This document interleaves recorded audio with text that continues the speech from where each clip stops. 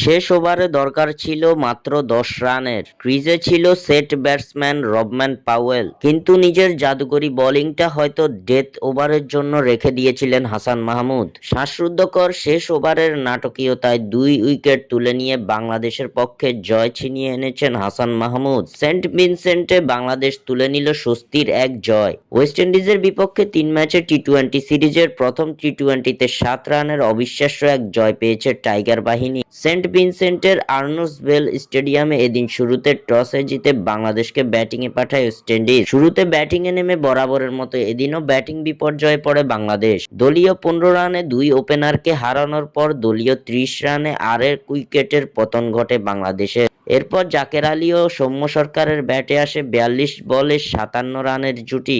বাংলাদেশের দলীয় সংগ্রহ তখন ৮৭।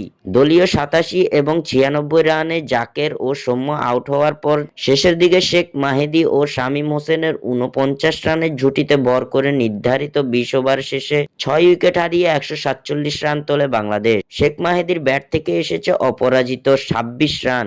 অন্যদিকে শামীম পাটোয়ারি খেলেছেন ২৭ রানের ইনিংস। জবাবে এই রান তাড়া করতে নেমে বাংলাদেশের দাপুটে বোলিংয়ের সামনে লন্ডভন্ড উইন্ডিজ ব্যাটিং লাইন আপ। এদিন বল হাতে ৪ উইকেট শিকার করে উইন্ডিজদের ব্যাটিং লাইন আপকে একাই ধসিয়ে দিয়েছেন শেখ মাহেদী হাসান। তবে শেষের দিকে রোমারিও শেফার্ড ও রবমান পাওয়েলের জুটি কিছুটা বিপদ বাড়ালেও শেফার্ডের উইকেট তুলে নিয়ে তা সামলে নেন তাসকিন আহমেদ।